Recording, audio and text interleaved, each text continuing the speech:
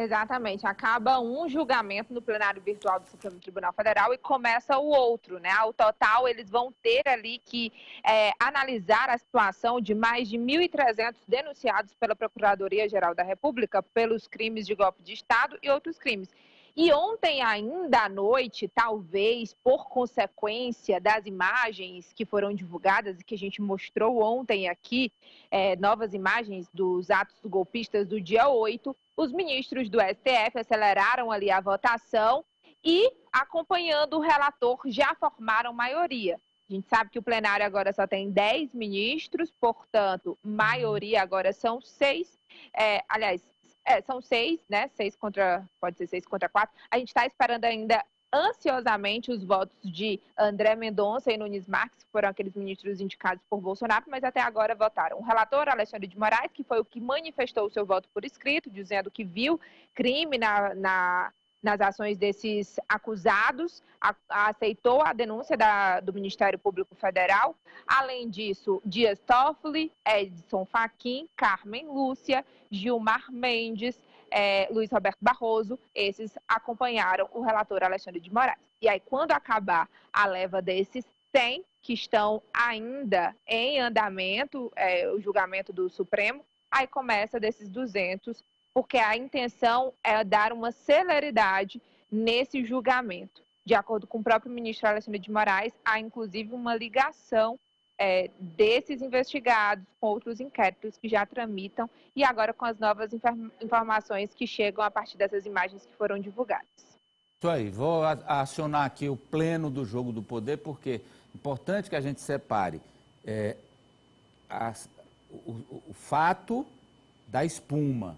O fato é, o STF, 1.300 acusados, 100 já são réus e mais 200 denunciados vão a julgamento semana que vem. Esse é o fato, Qual é a mensagem que o Supremo manda com essa decisão até agora unânime, Cíntia?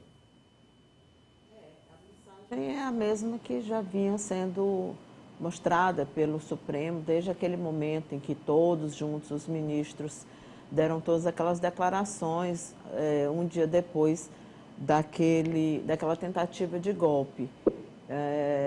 O que existe hoje é só uma narrativa da extrema-direita. É a grande adversária até aqui do presidente Lula.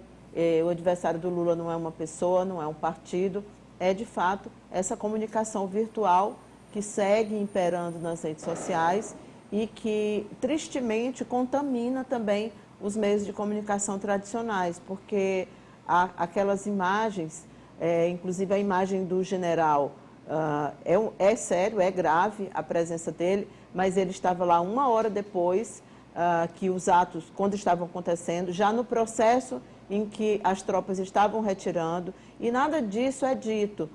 Por exemplo, o vídeo que a emissora exibiu esconde o rosto dos outros militares que estavam lá. E o Supremo já determinou, Alexandre de Moraes, né, que eles fossem identificados todos e que o general também seja ouvido. Então, é importante a gente perceber o que de fato acontece.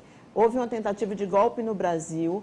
Essa tentativa de golpe, ela não tem nenhuma associação com o governo que foi legitimamente eleito, e isso acaba, muitas vezes, criando confusão, como toda a comunicação virtual, quando ela é manipulada, ela tem o objetivo de confundir. Acredito que, sim, o Supremo vai manter a unanimidade. Pois não, Ananias? Amadeu, há um fato. No dia 8 de janeiro, golpistas tentaram, com os ataques aos três poderes, um golpe de Estado contra o governo eleito, contra o governo do presidente Lula. Este é um fato. E a partir desse fato é que o Supremo Tribunal Federal começa a tornar réus os que participaram dessa tentativa. E esses que participaram são bolsonaristas, apoiadores do ex-presidente da República, que não aceitaram o resultado da eleição democrática que aconteceu no país, que se acamparam, se organizaram, foram financiados para esses atos. E é a partir desse ponto que o Supremo Tribunal Federal, diante das investigações, está começando a tomar as providências, tornando réus. Eu acredito que mais gente vai se tornar réu a partir dessa nova leva, desse novo lote que vai ser apreciado pela Suprema Corte. Mas, como você adiantou, a espuma é cortina de fumaça para tentar mudar a situação.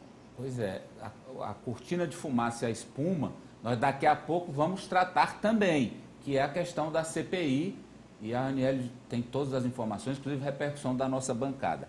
Mas tratamos agora do fato concreto, que foi a apuração gigantesca das polícias, inclusive à frente da Polícia Federal, dos órgãos de Estado e do julgamento do Supremo Tribunal Federal, a Corte Superior do Brasil. Lembrando que esses que foram tornados réus respondem, alguns deles, por até 8 crimes, que podem, se condenados a todos, alguns desses réus, passarem até 28 anos na cadeia. Até 28 anos na cadeia, nos casos mais graves. Apoliana. Amadeu, eu acho que o Supremo Tribunal Federal, dentro de todo esse processo de investigação dos atos do 8 de janeiro, do que aconteceu previamente, do que aconteceu depois desses atos lá em Brasília, o Supremo Tribunal Federal vai agir dentro do rigor da lei para punir essas pessoas, identificar quem são os financiadores. Eu não acredito, na verdade, nessa unanimidade do Supremo Tribunal Federal. Eu acho que os 2 ministros que ainda faltam votar, Mendonça e Cássio Nunes, podem divergir do voto da maioria, mas o fato que a gente vai ter, eu acredito, é a punição severa e exemplar destas pessoas, independente do tipo de participação que elas tenham tido. E o que... Pois não. O pedido do Alexandre de Moraes, a decisão dele, é bem dura, porque ele dá 48 horas para a Polícia Federal ouvir o ex-ministro do GSI e 24 horas para o Ricardo Capelli, que agora está interinamente à frente do gabinete institucional, para que ele identifique e apresente ao Supremo Tribunal Federal os nomes de todos os militares envolvidos que aparecem nas imagens. E nós, brasileiros, que sofremos a agressão, eu entendo a pátria, a nação, o povo, foi agredido pelo vandalismo, pelos golpistas. Nós fomos agredidos. Nós que defendemos o Estado Democrático de Direito. Inclusive, nós queremos a punição independente de quem seja. Agora, esse caso, ele está tão claro como o sol, porque há imagens de tudo.